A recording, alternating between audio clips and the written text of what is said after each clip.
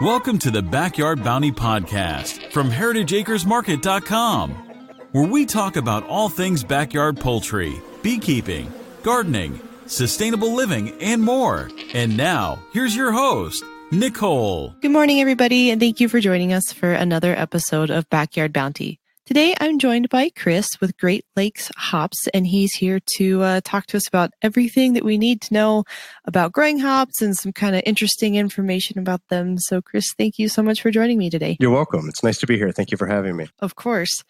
So I actually found out about the company because I purchased some hops from you guys earlier this year, and it was my first year with hops. And I actually ended up purchasing hops from a different company first. And then there was some issues with my order. I didn't think I was going to get it. So then I ordered from you guys and found some varieties that were better suited. And the hops that I ended up getting from you guys have done amazing. And so I wanted to do a podcast about hops, and I was so excited that you said yes. So thank you for joining me. I'm so excited. Can you tell us a little bit about the company and a little bit about your background? Absolutely. So I'm with Great Lakes Hops. We're a smaller greenhouse and propagation facility located in Zeeland and Holland, Michigan. If we were on TV right now, or you could see me, I would be like a true Michigander, and I'd hold up my hand and show you where that is based upon our hand. But it's on the west coast of Michigan, right near the lake shore of Lake Michigan.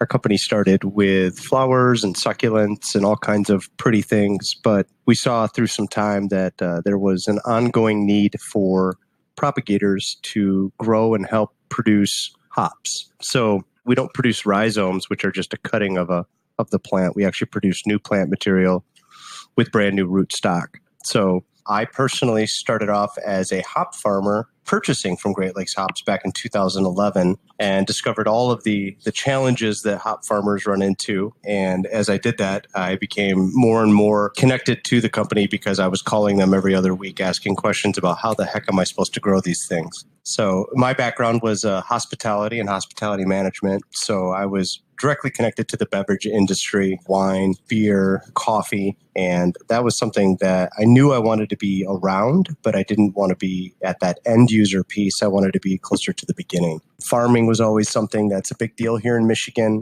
We've got amazing apple, blueberry, cherry farms, let alone the larger resources like corn, soy, potatoes, all grown here. So we're a strong agricultural state also. And then for those that do know about Michigan, Grand Rapids, Michigan isn't far away, which is currently carrying the title of Beer City, USA, which works out really well in the hop world that we're in here. So about 3 years ago, I came to Lynn, who is our founder and owner, and proposed that maybe I could use my skill in the restaurant and service industry where you do aroma and flavor sensories to help advance his proprietary hops. So the proprietary hop line is an extension of what you had purchased a hop from us that is one of our available U.S. cultivars. That's a Neo-Mexicana. Mm-hmm. For 10 years, this company, Great Lakes Hops, has been working very much so on producing proprietary hops, which means brand new genetics that have new amazing aromas and flavors. And we've been doing that to try to make them publicly available to the growers and the brewers, because just like fruits and vegetables that have copyrights and patents on them, they're not available to all growers, which we do want to make all of ours publicly available to anybody that would like to be part of our grow network. So to date, we have 400 that are in our trial yard, and that is where I do most of my work, where we study the 400 brand new cultivar that started out as 500,000, but we also still carry over 40 of the publicly available cultivar. Last I saw, I think that there in the U.S. alone, there's about 80 different cultivar of hops available to purchase and grow as public varieties. So that's kind of where we're at now. We still grow succulents and beautiful things like cactus and fern and all kinds of stuff, which is one division of our company, which is called Dutch Touch Growers. And then the other side of it is Great Lakes Hops, which is primarily hops and working with brewers and growers here in the Midwest. So I'm guessing that you like the hops a little bit better than the rest of it? You know, it's all really cool. I like the hops because of the unique piece the plant plays inside of the beverage of beer. And now we're finding that it can make its way into different cool beverages like the meats that are very much so kind of old world cultured, but alcoholic beverages that are made with honey. And then also in ciders, which we, being an apple state, we have a lot of cider mills popping up and such. And then obviously, I just think it's really neat because it's got a heritage and a history behind it. So yeah, I lean towards the hops, but my wife would tell you that the succulents are a lot cooler, which they are pretty neat. Coolest thing about the succulents is you can go out and get a succulent and not water it for 3 months and it's still going to live. Yeah, those are my favorite. Absolutely. And there's so many different kinds and they look like they're from another planet. So we're pretty excited about our succulents too. It seems like whenever the brewers come in, they can't help but go and adventure in the greenhouses that have the succulents too. So you do both of those on the same site? Yeah, the public varieties and the succulents. So Dutch Touch is the mother company that houses all of the mother varieties. And I say mother varieties, we have a mother stock that is the cleanest stock we can get a hold of. So we constantly try to source our stock from the U.S. clean inventory, and clean just meaning that they've been indexed and checked. That doesn't mean that the plant is clean completely of any kind of virus, but we do the very best we can to get the cleanest stock we can to produce brand new plants. But the proprietary hops are actually 8 miles away at our research facility, which is where I spend most of my time at. Okay. So you said there's all of these varieties of hops. How many of those, if any, are native to the U.S.? There's actually quite a few that genetically are connected to the U.S. You know, the oldest hops that we can find today would go all the way back to Egypt, and nobody has access to those per se. But I would think of it like a dog. Every dog lineage can kind of go all the way back to the wolf. So even an American hop has lineage to Europe, but the big American hops are your Chinook, your Cascade, your Centennial. What that number is active today, I'm not even clear on because they kind of come and go as the brewer trends pick them up. Not all hops are available every single year. And then there's always divergence, and there's new hops coming out all the time. You know, there's it just in our hops alone, we have 6 brand new proprietary hops that are now available out in the market that I'm sure a grower out in the Pacific Northwest wouldn't even know about as of yet because we're just little old Great Lakes hops in Michigan. And then also there's what we call heritage hops, which means there's hops that have made it over from Europe with our descendants that they brought them over from their farms. They planted them in their land, and then somebody found them behind a barn or along a tree line. And then they say, hey, I've got this really strange plant. Will you check it out? So we go get the material, we source it, we do the genetic testing, and we find out that this is an old world noble hop that hasn't been brewed with for 100 years. But somebody could then take that, clone it, and say it's an American hop. And in fact, it wouldn't be because its genetics is European. So hard question to answer. So brewing with hops, is that something that then came over with the settlers? Yeah, absolutely. Originally, it's hops were just, the sole purpose was to preserve the beer. So the term ale and beer are often used together when in fact an ale traditionally would have been a brew that was made with just the malt and then fermentation. So the original beers that were the ales didn't really actually connect to what we see today, which is more connected to an India Pale Ale or a Pale Ale, which was simply because there were few sources of clean water to begin with. So by fermenting the water with the grains, you were then by killing bacteria. And that's how beer became a reliable source of not only nutrient, but liquid for people. And then they found that they were able to trade it. So the old world Europeans, and I keep saying old world, but it covers a whole area, but Germany and England were some of the first to figure out that they could do some trading of the beers and bartering, but to travel the beer in the casks, it would go bad. The hop itself was originally grown as a antimicrobial, and one of the things that people really liked about it is the old kind of medicine people would use the lupulin for a lot of different reasons, but the term loopy comes from the word lupulin. Really? Yep. And it's all about making you feel relaxed, if you will. But it also has an antimicrobial. So they figured out that if they put the hops inside of these beer casks, and I'm really just stripping down the history of it. You can look it up. It's some cool stuff. But they would put it in the beer casks. They would travel it. they would find that the beer would not go bad and that it would still be safe to serve when they got to the trading post that they were looking to barter.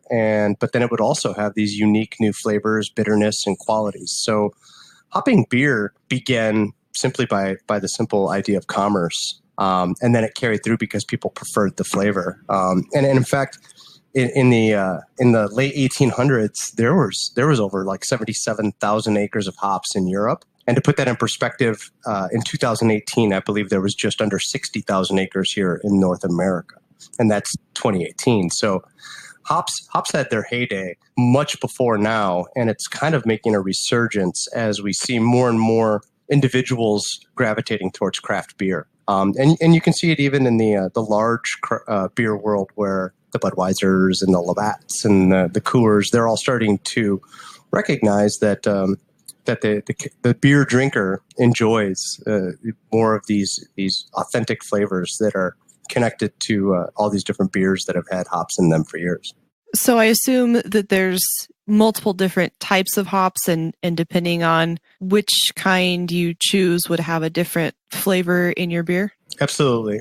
And hops tend to sit into three different categories. There's the aroma hops, there's the bittering hops, and then there's the multi-purpose or the dual-purpose hop. The aroma hop is often heavy in oils, and there's two major acids that people measure hops by. They call it alpha and beta acids. The alpha acids are generally where your bittering is inside of the hop, so a lot of hops will be between a 5% to even up to a 20% alpha. And then the beta is about half that. So if you have like a 12% alpha, often you'll have a 6% beta. And easy way to think about those is like salt and pepper for a chef. It doesn't matter how excessive the number is. It just matters for the brewer that they know, so that they're putting the right measurements in. So that's with the higher betas and higher oils, you'll get those aroma hops. And those super aroma hops will give you flavors that are tropical or sweet, citrus. And citrus can be anything from mango to orange or lemon. Grapefruit, very common terms. But nowadays, in like our breeding program and the breeding programs in the Pacific Northwest, we're getting aromas and flavors like bubblegum or fermenting pineapple. Some really cool hops around the world are coming up with green grape. Grapes in the field is a term that's being chased by everybody. Stone fruit is another one. Which is crazy because we're chasing these already known flavors and aromas, but inside of a plant that you wouldn't otherwise believe it to be. And then the bittering hops are often more of a lower oil content, higher alpha. Those would give you that kind of dry but yet bittering sensation, and a lot of the beers that we all enjoy, like our pilsners. And that's also determined where you put it in the brew. So earlier in the boil, when you're boiling your beer, the earlier you put in the hop, the more bittering you'll get. And the later you put it in, like right at the end of the boil, the more of the aromas you'll get. And then the dual-purpose hops are just that. They can be used early, mid, or late boil, and they're very multifaceted. So they're able to give you your bitter and your aroma, give you those flavors, very, very multi-textured. But today's hops are very different than the hops of the past because they're, as we would call, supercharged, if you will. And what's the big difference then? Oils. Science is a beautiful thing, and that's our world where we're in. Is we've realized, and we're not alone in realizing this, that essential oils are everywhere. For me, my aroma sensories began with wine, and then I was with cognacs and whiskeys. Then it traveled over to the coffee world, where I spent almost a decade of my life. And in that time, we talked about oils a lot. And as we got into beer, and as I began to understand beer more, and worked with a lot of people that have also been looking at hops and beer, this world that we're in, our social network, if you will, has all begun to understand that the oils actually are where a lot of those flavors and aromas are. So probably the most popular is one called myrcene. And that myrcene oil is where you get all of those nice fruity or pine, those really upfront floral, just the really robust aromas. And our nose tells us what we taste, right? So one of the coolest tests you could do to prove the point would be to take like a Lifesavers mint. I don't mean to plug Lifesavers, but take a mint, a very strong mint even, and plug your nose first and open the mint, plug your nose, put the mint in your mouth and suck on it for a little bit. And you'll find that you're not really tasting it. And then release your nose. And all of a sudden you'll taste that mint. That's a huge connection to why the sense of smell is so important to what we taste. And essential oils, for me, obviously I can look in my bathroom here at home, and my wife has them in her diffuser. Mm-hmm. We use them to create sense of calm, sense of relaxed or excitement or clean. And it's funny how our brains connect smell to so many things that we can relate to. And so pleasant is one of those things. And that's why we study the oil so much, because the beer, you want it to be pleasant to the consumer, right? So we're looking for those flavors and aromas inside of those oils. And that's really what's the important part. And so we're studying those, and then we're also studying how to save those oils, because they're very volatile. And as I said, you boil the beer, and a lot of these oils begin to disappear at 105 degrees. And then once you get to 150 degrees, they completely disappear. But those are the same oils that might be found in an onion that you're cooking in your kitchen. You know, the whole reason why you may tear up is connected to the oil that's in that. Or poison ivy. Why do we get poison ivy? It's not the leaf, it's the oil. And it's something that's really cool in nature, is that they're producing all of these different really cool oils that we can study to find out what make up that plant and how it can be used in foods and beverages and such. So I guess essential oils aren't just a 2019 or 21st century trend. No trend at all. In fact, I don't believe that the brewers in the past truly understood. And honestly, if a brewer let's say a brewer in Germany was brewing a beer and put a hop in, and he might say it smells fruity, but was he privy to the opportunity or she privy to the opportunity of going to a local market and smelling the difference between a nectarine, a tangerine, a mango, and an orange? So we're in a different place in the world today with accessibility. So I think that our palates are becoming more mature. When my own children can tell me the difference between the smell of maybe bubblegum, cotton candy, cherry, and Lifesavers, like they all have their own unique smell. So no, not just a new thing, but I think it's a new thing that we're becoming very keen to it, and understanding how it can be used to manipulate the way we feel. So on a very simplistic level, the different flavors between the different beers, is that predominantly driven by the hop then? Well, we would hope so. There's the term adjunct is a term that I would use. There's many different terms I've heard used.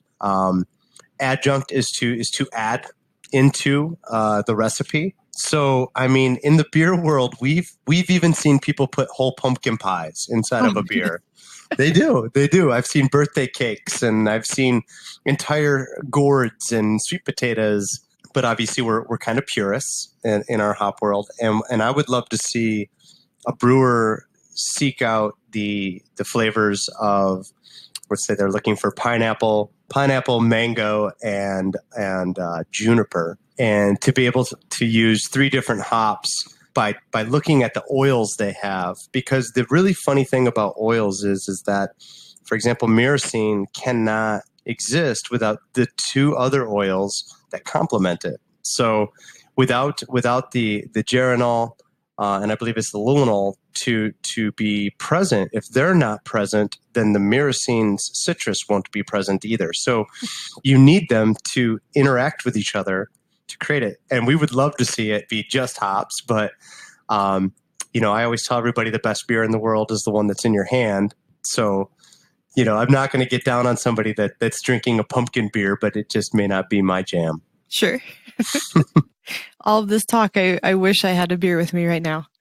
You should. I have one in my hand and a backup one sitting right next to me just in case. So you always have to have a backup. You do. The Beer City people would be disappointed in me if I didn't have a beer while doing this with you. Of course. So what are some reasons, let's say somebody doesn't really have any interest in brewing beer at home? Is there other reasons that they might consider growing hops? Well, they're cool. They're really neat to look at. Their aromatics on the hops that are the super aromas can give off some really cool aromas. There's proof that they are very good for supporting, areas that are trying to work with bees, for example. We actually, in our hop field, have planted a few different cover crops, and one of them was buckwheat. And the buckwheat has a flower that gives off a really nice pollen, and we were able to witness about 4 or 5 different native bee species that we've never seen before. Not that I'm out there studying bees on the regular, but literally seeing bees that I can't think about in 40 years of my life that I could recognize coming out. And then I've seen that there's studies that prove that some of the other insects that are bad for the bees are deterred by those acids we talked about inside of the plant. So super cool that there's this kind of,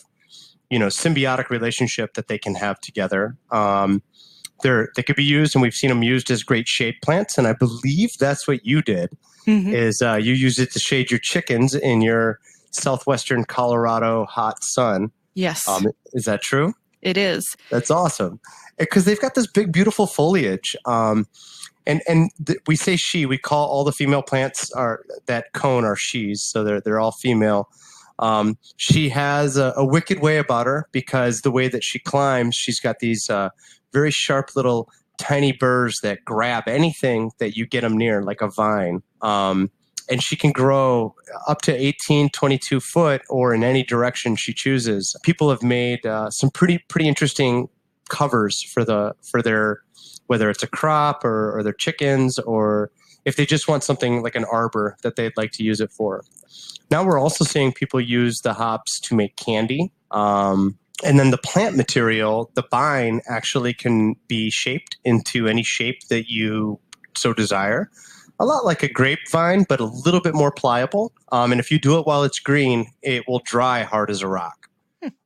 So wreaths, we're seeing a lot of people using them to make wreath-type material and very festive things. So, there's a million ways you could use it, I'm sure. But those are it's more of a decorative thing, is what we've seen people do with the hop plant.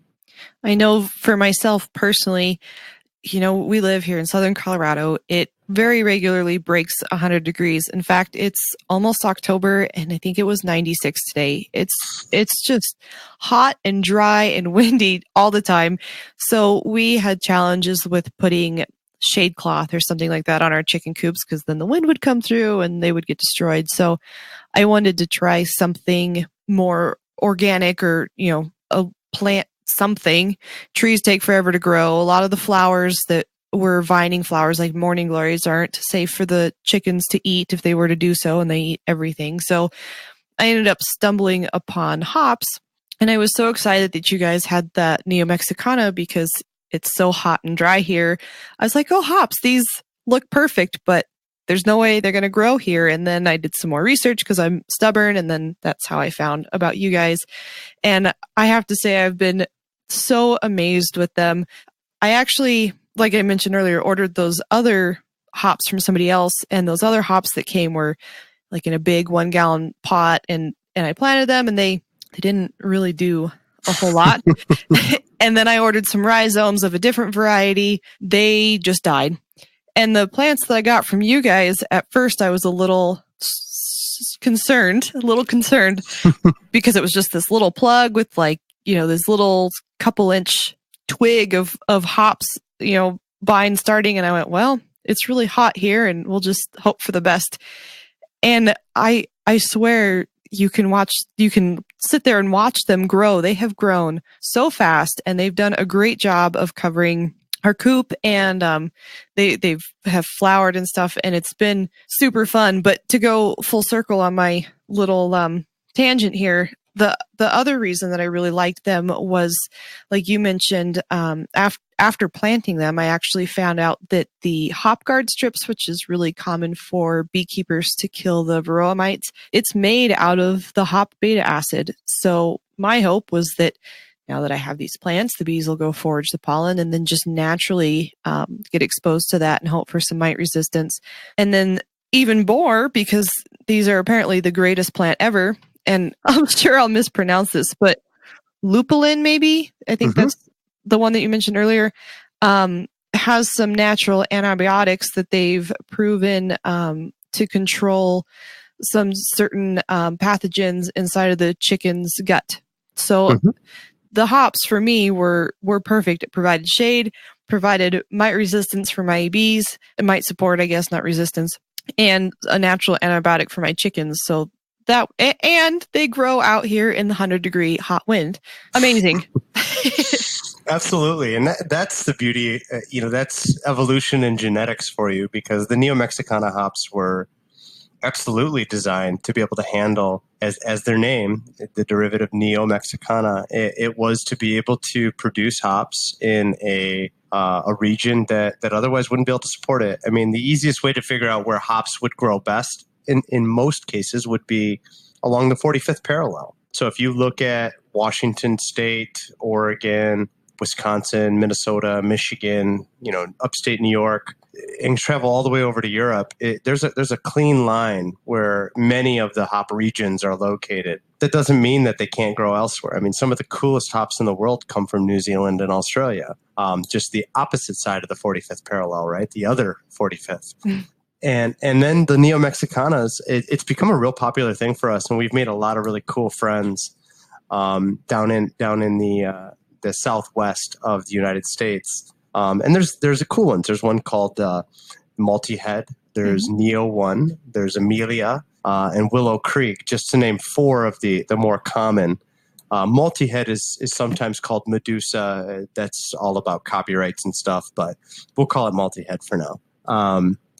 But they're super cool. I actually just had one of the ones that we're working with in our trial yard that has, her mother is an Amelia and her father is this super expressive European hop that's going to give her lots of different aromas, strong citrus, but she can also grow then in our region. So the funny thing is that many of our people that grow here in the Midwest struggle growing the Neo-Mexicanas. There's one farm that I'm proud to promote, Mr. Wizard Farms in Eastern Michigan, have figured it out. And it really has to do with having stronger winds, sandy soil, plenty of sun, and sometimes you just avoid watering them. And the cool thing about a hop plant is it needs to be challenged. It needs to struggle a little bit to be strong. The only thing I can tell you with yours is it drinks a lot of nutrient and it's going to dig deeper and deeper. So if you ever think you want to move your hops, you got to do that in the first year or two, because that taproot could be up to 6 foot tall by year 3. Wow. It's like pulling a tree out of the ground. If people out there don't quite understand it, you said that, so you got your little plug. The difference between what we do and some of the other really cool propagators out there is what we do is we make a new plug, and I said a new rootstock. This plant grows in a crown, a lot like asparagus. So when you cut it, it just grows more, and it will continue to grow for up to 20 years. So you don't replant every year. The taproot digs down and the feeder roots go out, and every year it sends out new receptors of feeders looking to eat, but it eats a lot. So broadcasting some good nutrient around the plant, like a nice slow release fertilizer, is a good idea. Composting is an even better idea. And that's why we do cover crops too, because we want to reintroduce nitrogen. We want to make sure that we're getting the right balance of, phosphate, potash, and nitrogen, because this plant needs nutrient more than most plants you will ever grow, for sure. I know it's been really fun to watch them.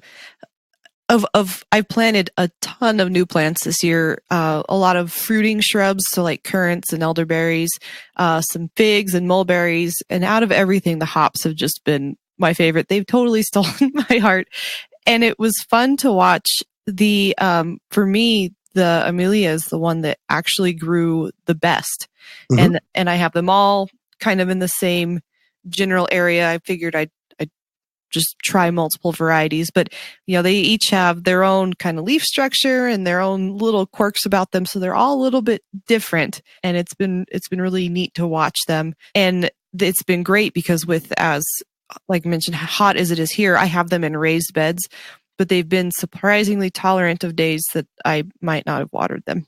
And that's fine. Like I said, stressing the hop, we're always stressing our plants in the trial yard to find out how far you can push them. And one of the cool things the plant will do is it'll tell you that when it's too stressed, when you aren't feeding it enough.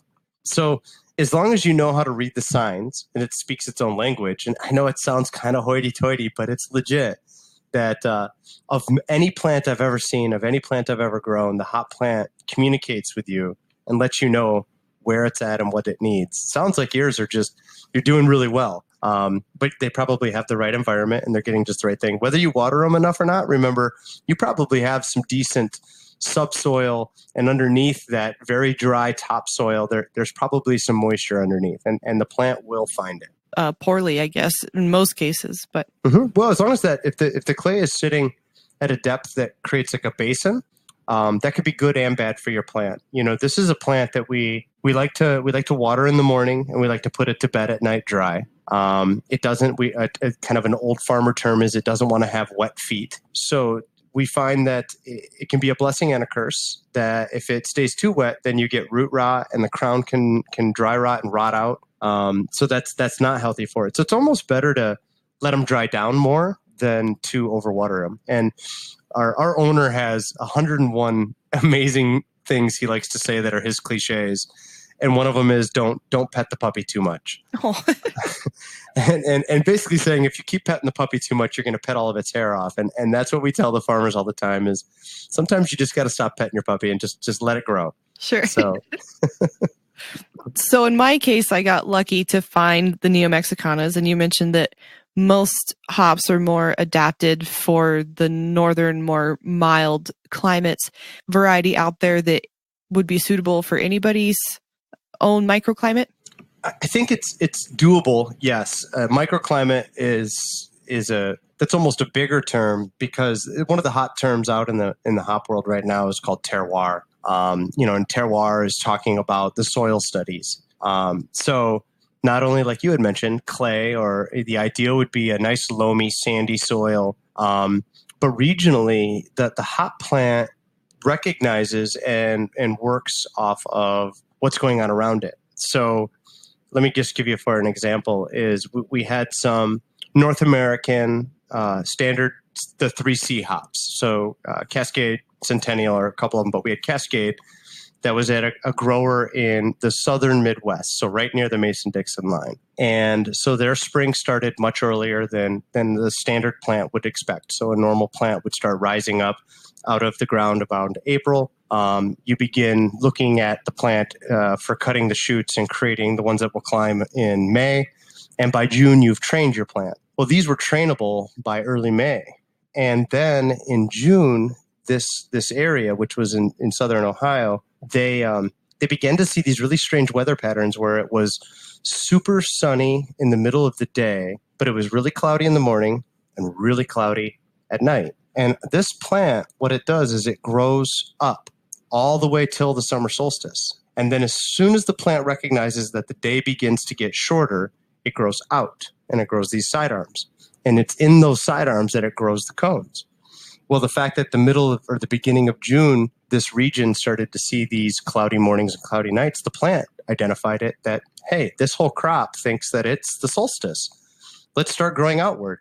But they were only about 10 foot tall at that time. So regionally, it's important too is how much sun do you get? What's the length of your season that you're able to grow with? Because we do have hops that are growing in greenhouses in Austin, Texas, for example, at this cool little place called the Hop Dashery. And they are doing greenhouse growing, and they're growing early season, which is March till July.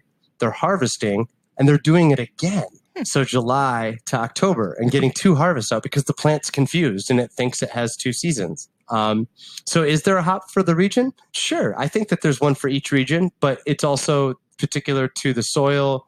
It's particular to what particular climate you see in that region, because we all know that there's different climates within each of our regions. I mean, Colorado is a great example of that, right? Mm-hmm. So I guess it would have to be like really narrowed down. And it's also about the grower. Are you an attentive grower that spends a lot of time with your hops, or are you somebody that wants to put it in the dirt and walk away? But I think you can find a hop that can fit in most regions, but there's just some places that, for example, we haven't figured out how to grow a good lemon tree here in Michigan. So I think that maybe we shouldn't be growing hops in Key West. You know what I mean? So, Sure.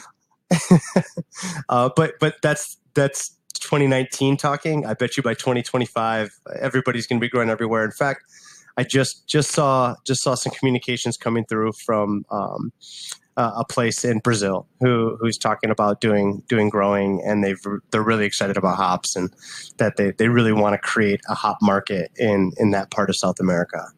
So more power to them, right? But I think that at this point, it's about you try it out. You try a couple of different plants. You make a little trial yard and see what grows and see what doesn't, and then find out. It's kind of like a puppy. Back to that dog metaphor, is find the right dog for you. You're looking for a little lap dog, or you're looking for a big guard dog. Sure. To each their own. Yeah, absolutely. And it's one thing to grow, to do it as a hobby like you're doing is really cool. And you mentioned that it's good for the animals. It could be good for you too, because it does have those microbial qualities. By going out to your cones and opening that flower up and rubbing it and smelling it, you're actually inhaling those microbials. And it's not a proven statistic, but we hop farmers think that we might be healthier than other people because we smell so many hops. Well, I can attest that they don't taste good, because I was dared to eat one and it tasted like a fermented pine tree. It's so bitter. Yes, it was terrible.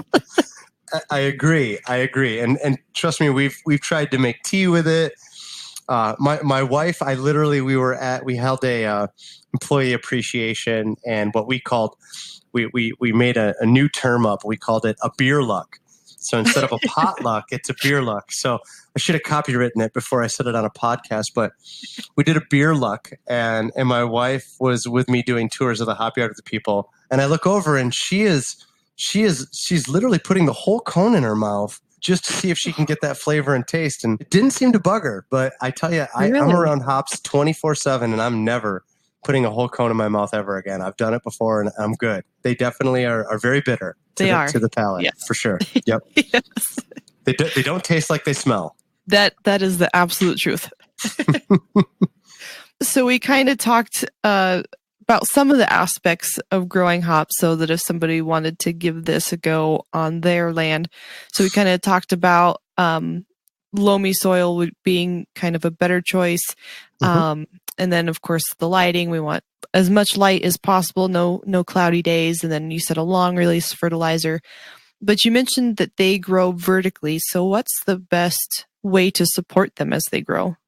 The term is a trellis, but there's, when I'm talking to new farmers, to help them understand what they're about to get into, whether you're a hobby farm that wants to put 3 plants in, or you're a large farm that wants to start with 2,000, which is only 2 acres, we would say that, and I always love to tell people, it's a lot like making potato salad. There's a lot of ways to do it. The plant wants to grow upward. So you can start with a lot of ways. If you've got a nice high peak on your house or your barn or your shed, you could run an eye loop up to it and then tie your coir. And the coir often used to help hops grow is made from coconut fiber. It's not super easy to source if you don't have a hop yard nearby, but if you can contact a hop yard that's doing a larger scale, anything more than 5 or 10 acres, they often have some coir available. But nowadays online you can find this product. From Lowe's is where I found mine. There you go. What I wouldn't use is like baler twine. So like a baler twine is such a fibrous material that breaks down that it can break right where the ground meets the twine. And so what we're speaking of is to help the listener understand is that the plant is a baby. And every spring, what you do is you tie a string about 18 foot in the air, and you bring it all the way to the ground, and you sink it into the ground, that string, which we call the coir. Then once the plant has grown like asparagus, a crown that gives you bines, which is like a vine, but it's with a B, grows bines that you can, what we call train. And what to train a plant is you have to show it what to do. And what you do is you show it the string you want it to climb on, and you go counterclockwise. You begin to train it. Once you've started training it, like you said, you can literally put a clothespin where it was when you leave at night and come back the next day and it's a foot taller. It's amazing to watch. But it needs to have something that can stay in the ground, and that's why that coconut fiber works really well. What kind of fiber did you find? What did you decide to use? I actually was able to find a nice thick coconut coir. Awesome. Yeah, awesome. I felt you have a cool Lowe's.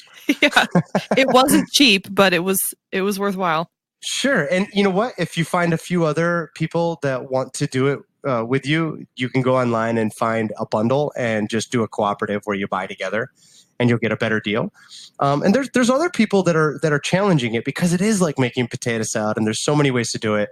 There's a really cool company that started up here in Michigan, Michigan Hot Products, and what they're doing is, imagine the paper bag that you go shopping. Like, let's say you go to Starbucks and they give you go buy a new tumbler mug or a pound of coffee, and the bag you get has little paper handles on it. Are you familiar with those handles? Yeah. They figured out how to make those 20 foot long, and we're tying hops to that. So it's 100% biodegradable. It works. It has its challenges, but it's a work in progress. The challenges are not insurmountable because it's totally usable. And it's just important that you put the right bine on it at the right time. But another cool product. We've even used like vinyl and tied it to it, but that seems to be a little less capable for the plant to grab to, because it needs something that's got a little texture to it, if you will. So you mentioned, 2,000 plants for just 2 acres. So do you normally just select one vine, or how many do you allow to grow per plant? Well, the first few shoots that come out of the ground, we like to call the bull shoot. Often a bull shoot it's the first one up. It looks like the one you want to train because it's so big. You'll know a bull shoot right away because it does come up very fast. Can be as big as a pencil or a pen in its circumference, but when you cut it, you'll find that it actually is hollow in the center because it's growing so fast. It's hollow down the center, and that can happen with non-bull shoots too. But we like to cut those first to let the secondary shoots come up. And I'd say between 2 and 4 bines per string is a good way to go. Because you'll get some weight. The cones and the foliage and the vine, it all gets kind of heavy, and you want to make sure that you're not overloading it. Plus, you want to make sure that the foliage and the cones are going to get the sun they need. So 2 per string, and generally in a crown, we'll put 2 strings in a crown. So you'll see 4 to 6, even maybe sometimes 8 vines climbing per crown or per plant in a commercial yard, a large yard. When fall comes around, do you trim those back, or do you just leave the plant alone? Well, when we harvest, we first cut it a good foot and a half above the ground. So we cut the bottom, and then that gets cut first. And then when we go through the hop yard, then we cut the top and lay it down. Then it goes into a harvester, which is a picker. And the picker is a modern day invention that changed what we do. I mean, it wasn't even until 1922 that we had even our first ever modern day picker. Wow. And the picker helps to pop those cones off. But if you're doing this at home, I would suggest cut the top and then kind of pull it nice and taut, cut the bottom, leave about a foot and a half to kind of hang out there. And then right before winter, then you can take it down about 4 to 6 inches. It's just super important that you want to clean the plant around the soil and about a foot to 2 between the soil and where the foliage begins. And even if you're doing what you're doing, cleaning it by hand is going to help to fight against things like powdery mildew. You want to let it be nice and arid down at the base. And so that's one of the reasons that we cut it higher first. We let that kind of dry down, and then we do what we call crowning, where we go through and we clean it right down to the top of the plant. And then in the spring, we actually come in right at the edge of the soil and the plant itself, and we clean that off, and then we roll fresh dirt on top. That's for twofold. One, it gives you nice fresh shoots to pop up, and it also is a preventative for fighting against any kind of issues you might have with the bacteria and such. I guess I just assumed that you would pluck the hops off like as if it was a cherry tree or something similar. I guess I didn't think about machinery, but I'm sure that makes it much easier. Yeah, the smallest of it's the small of the big, if you will. The largest yards that are 10 acres or more, their smallest pickers they'll pick about 170 plants an hour. Oh my goodness. But that's nothing compared to those that can do, half acre to an acre an hour. And an acre can be a lot of different things. I mean, as little as 800 plants up to 1,200 plants can fit on an acre.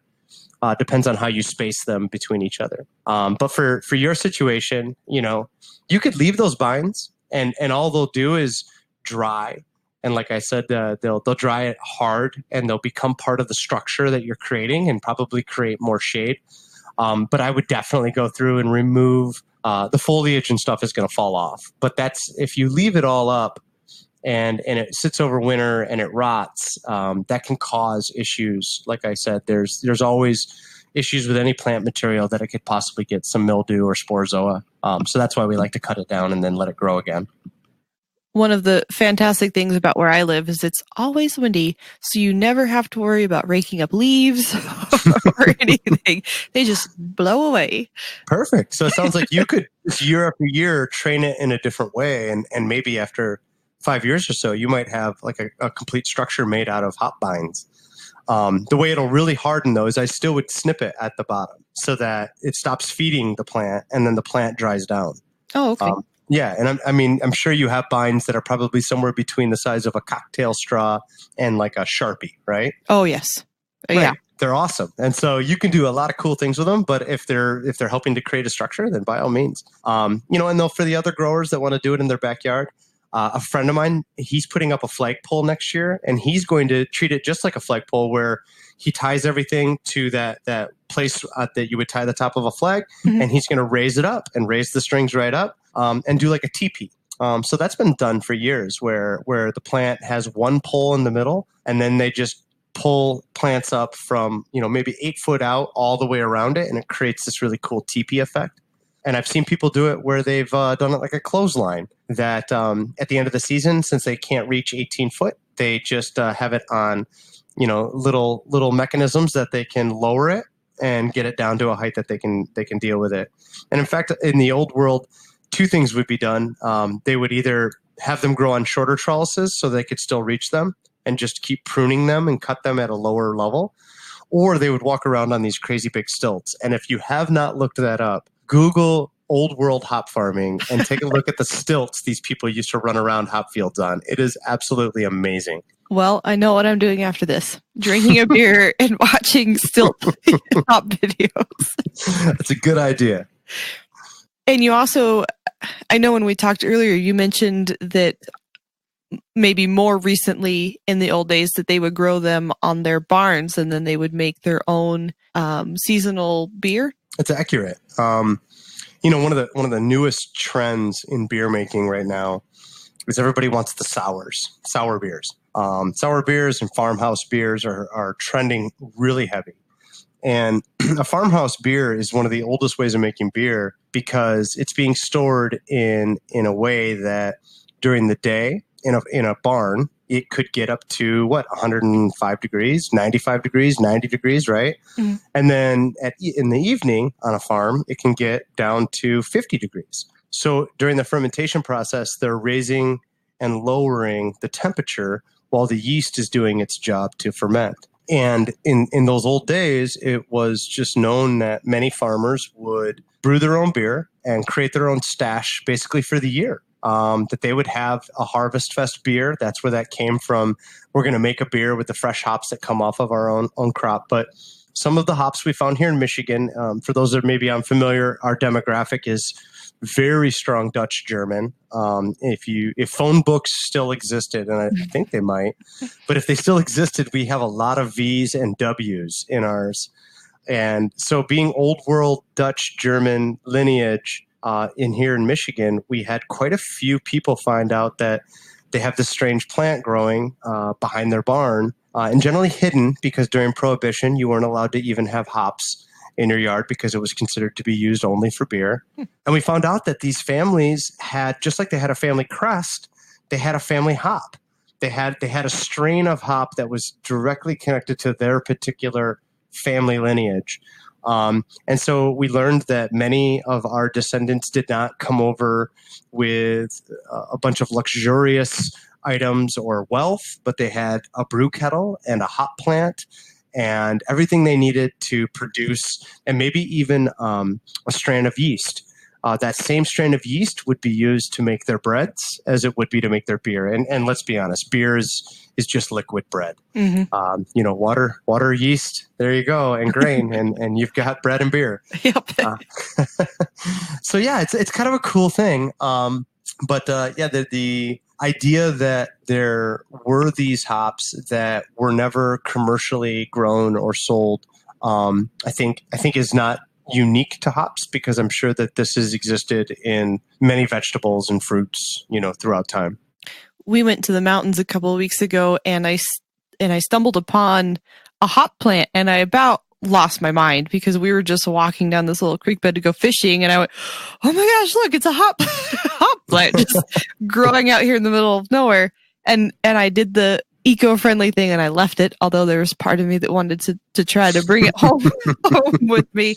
But I think that would be such a neat find to come across one of those old varieties, like you said, behind a barn. That'd be absolutely just the thought that they brought that over.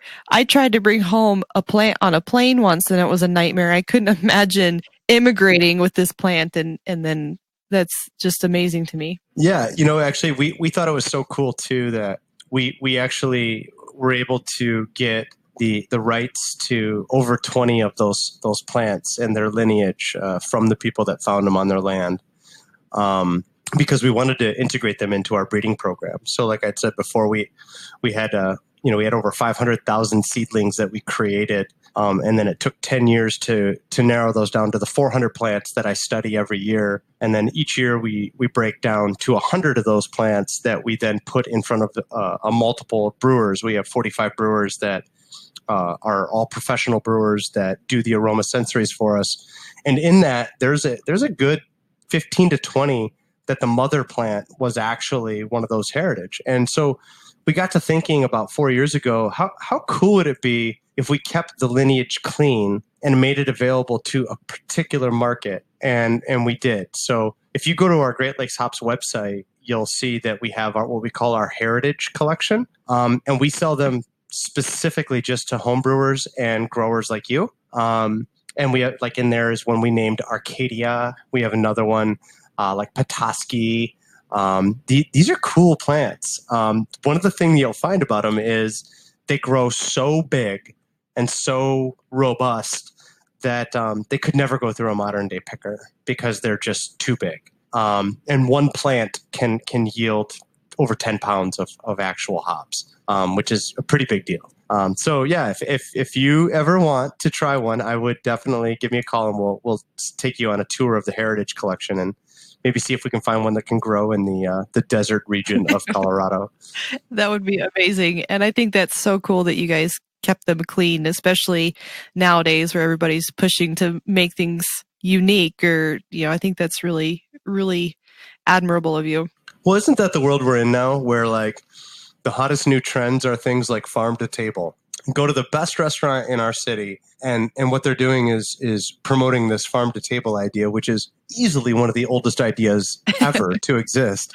Nothing new about it whatsoever. And I just think that we've gone 100% full circle, and what is new is what was exactly what was always meant to be, which is what's old. So hopefully that it's a longer lasting trend and not too fleeting. Man, I hope so. And I don't think that it has a chance of falling off, because the more we are conscious about what we put in our bodies, the more we're conscious about our environment, and the more we're conscious about the future, I think that we're making wiser choices. Seeing a younger generation do things like canning is so cool to see. Just my family was just pickling some of the radishes out of our hop yard. We, like I said, we use different cover crop to help promote regeneration of nitrogen, phosphate, potash. So we planted kale and radishes and buckwheat just to let them break down in the yard. But how do you sit and look at this radish and not think, I could do something with that? So we pickled them. And I tell you, I didn't think pickling was something I could ever do. And if you Google it, it is not that hard. And it's actually really cool to do. Yeah. So I think that it's not just trendy. It's something that once people have that aha moment and realize that they too can do it, I'm not trying to stop people from going out and supporting their local grocery, but there's a lot of things we can do at home and be more self-reliant for sure. Absolutely. So one thing I just wanted to pick your brain about here is pest management. You mentioned when we kind of pre-conferenced about this, that when the plant flowers, that it would tend to attract a lot of critters, something I have not experienced yet. But what recommendations do you have for that? And what are some kind of the main pests that threaten the hops plant? Well, the hop plant has three primaries that are the main predators, if you will. Spider mites are a big one. Mites, and there's a whole reason why we have an entire class of pesticide called a miticide. And you even mentioned how mites can attack bees. Mm-hmm. The spider mite is one that is very hard to beat, but there are ways to beat it holistically, and there's ways to beat it with chemicals.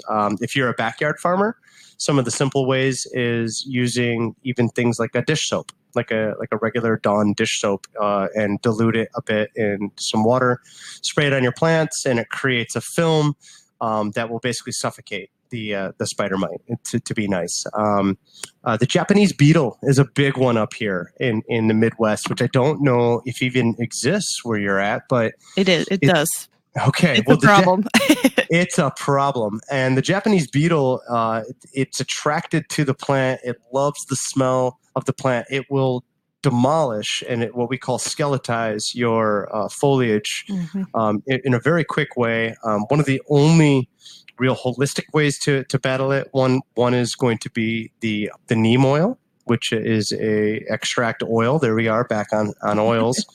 And you have to just it's a preventative. It cannot kill them as much as it can control them. But it's one of those things where I would say you definitely don't want to put up those little yellow bag traps. That's just basically inviting them. That's saying, hey, by the way, we've got a party going on over here.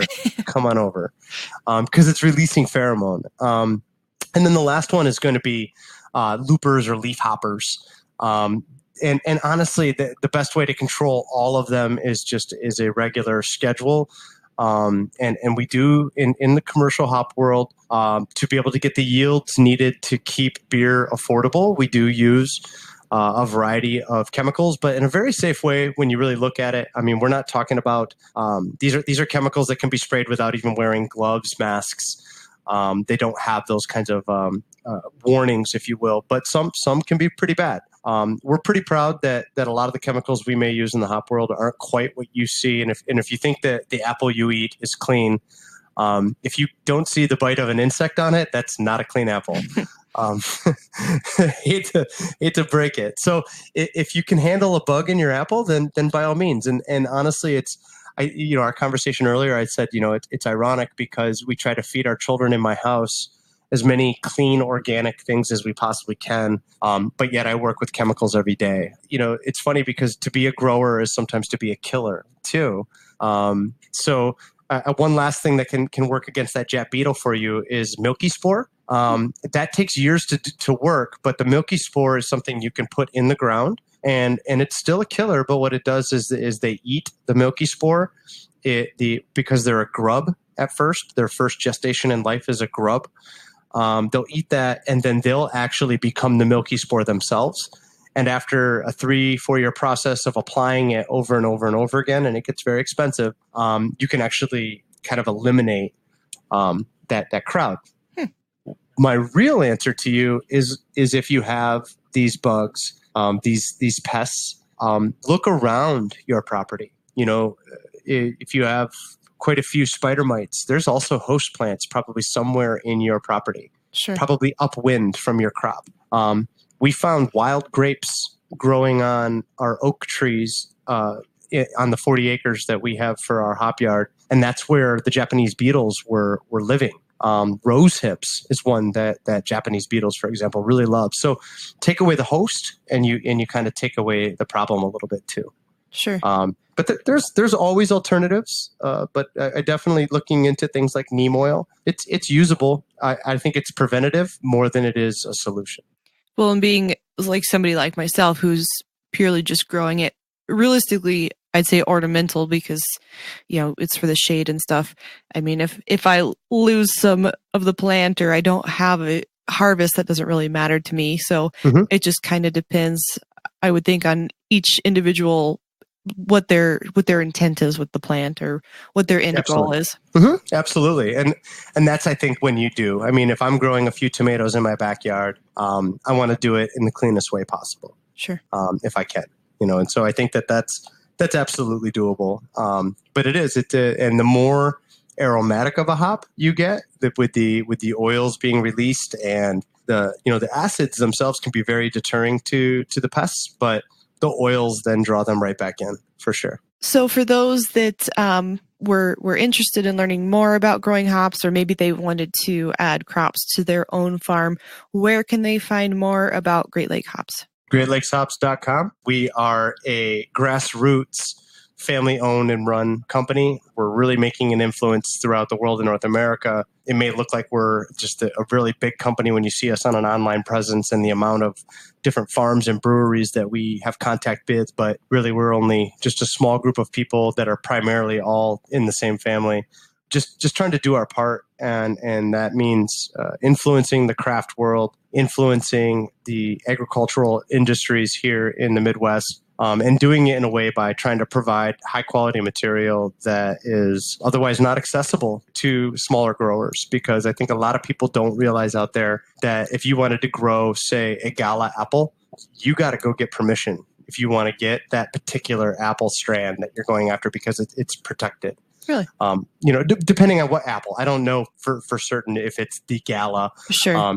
A big one here is the the Honey Crisp. I'm pretty sure you can't just go buy a regular Honey Crisp tree. They have like kind of the stripped down domestic version you can get. But yeah, with a lot of plant material these days, it's hard because they're not readily available to a smaller grower who just wants to help provide something locally. And if you want to email me directly, that would be chris@greatlakeshops.com. If you go on our website, it's super informative. We don't just broker and sell hops. We actually have entire, documentation that is about what it means to become a hop farmer, what it would take, a lot of the challenges that you may be up against, networking amongst farmers. And we are just an email away. Literally just email me. And I think you found that we're highly responsive. Very.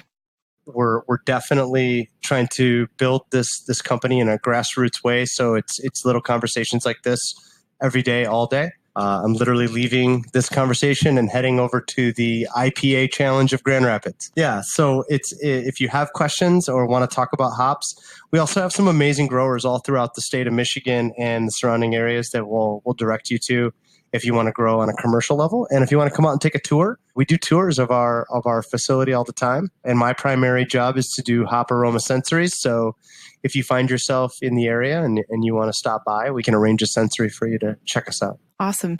I know that when I first started growing these, I had a couple questions, and you guys have been so great about returning my emails very quickly and friendly and lots of information. So I definitely love what you guys are doing and highly recommend. If anybody wants to look at hops, I definitely check out Great Lakes Hops.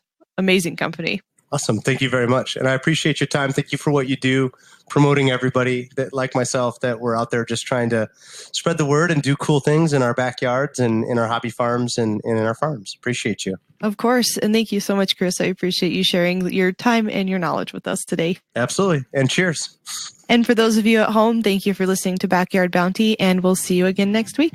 Thank you for listening to Backyard Bounty, a podcast by heritageacresmarket.com. Don't forget to subscribe and leave us a review. If you have a question you'd like us to answer on the show, please email us at ask@heritageacresmarket.com. Also find us on Instagram, Facebook, and YouTube at Heritage Acres Market. All the links mentioned in this podcast will be included in the description. See you again next week